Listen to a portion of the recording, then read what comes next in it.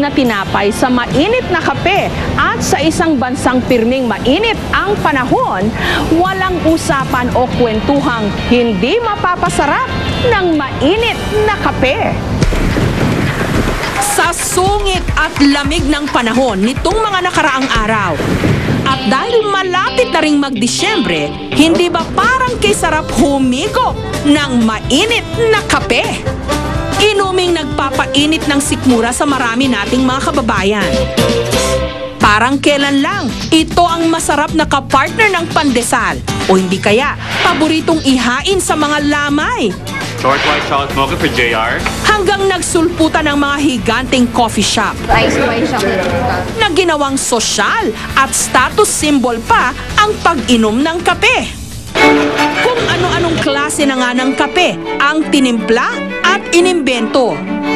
Ang dati mainit lang na kape, pwede na rin gawing malamig at umaapoy.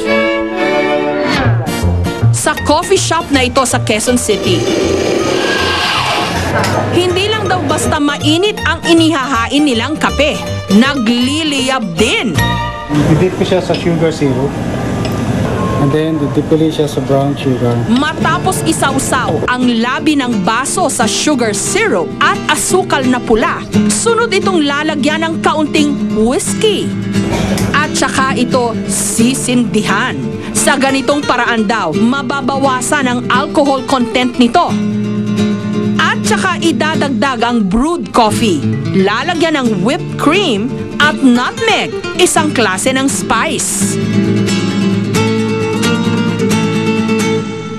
First, yung smell niya, it affects yung taste. But when you drink it, mas lamang yung ating coffee na taste. Very light lang yung tama, if ever. Yung combination ng alcohol din and the mocha, it's also good. It's not that matapang. Nadadagdag siya ng yung taste niya, yung texture, tsaka yung taste ng alcohol dun sa coffee. So, mas masarap siya kasi pagka may kick nung coffee.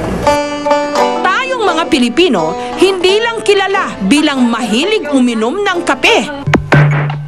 Sikat din tayong producer ng mga world-class coffee, katulad ng Coffee Alamid, kape mula sa dumi ng alamid o civet cat, na isa rin sa pinakamahal na kape sa buong mundo.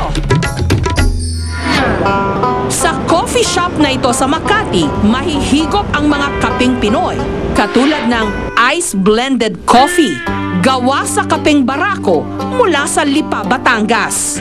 Perfect katerno ng browas, otap, uraro at rosquillos.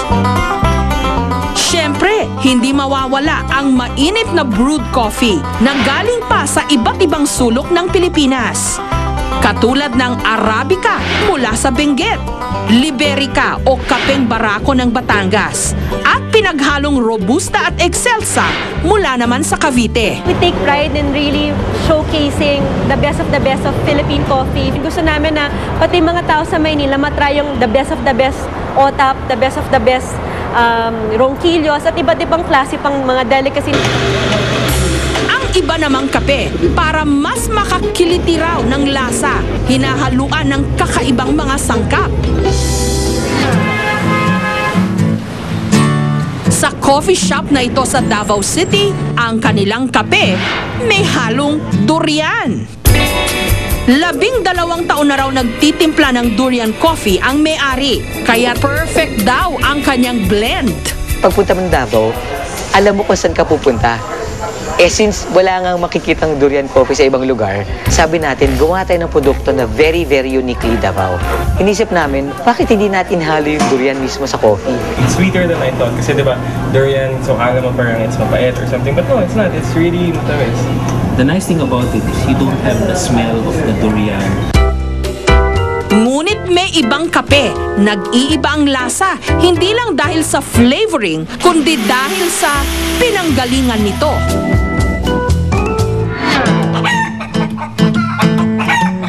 Sa isang tasa ng mainit na kape, sinisimula ni Ibi ang kanyang araw. Ito raw kasi ang nagbibigay sa kanya ng lakas sa maghapong pagtatrabaho sa bukid. Minana pa raw nila sa kanilang mga ninuno ang paraan ng paggawa ng kapeng ito na mula sa mais. Matapos himayin ang mga butil mula sa busal ng mais, ito ang tinatanggal dito kasi ay bulok.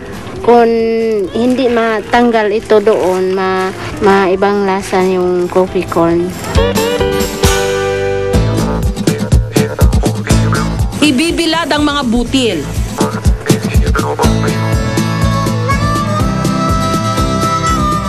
Kapag natuyo na, sunod itong gigilingin.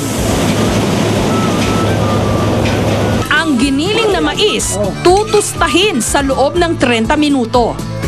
Kulay brown siya, maluluto na. At saka muling gigilingin para mapino hanggang maging sumilaw corn coffee. Sa tulong ng ilang dating estudyante na sumuporta kina Aling Ibi at ng mga kasama niyang magsasaka na nagmarcha mula Bukidnon hanggang Malacanang taong 2007 para hingin sa gobyerno ang lupang kanilang sinasaka. Sa protesta rin nilang yon, nakilala nila ang ilan sa mga tumutulong sa kanila ngayon. Umanta kami bilang volunteers na students. Tapos doon ko sila nakilala. Tumutulong-tulong kami. Nagbibigay ng pagkain, sumasabay sa lakad. Kumikita raw ngayon sina Aling Ibi ng 150 pesos kada araw sa bawat 40 kilos ng mais na nagagawa nilang kape. Sa pagbaligya, wala mi nagdahom nga kanaang daghan mo palit kay daghan na mo order sa amo. Kasi mas kailangan na natin ng mas healthy na coffee. We all know that caffeine is really not good for our body.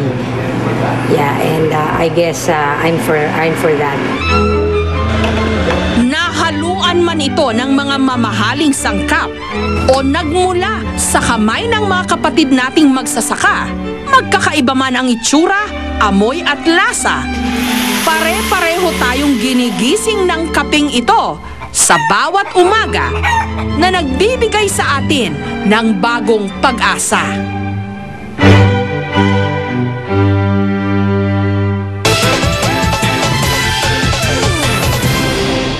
Susunod, 15 taon nang nagpapatawa. Bubblegum.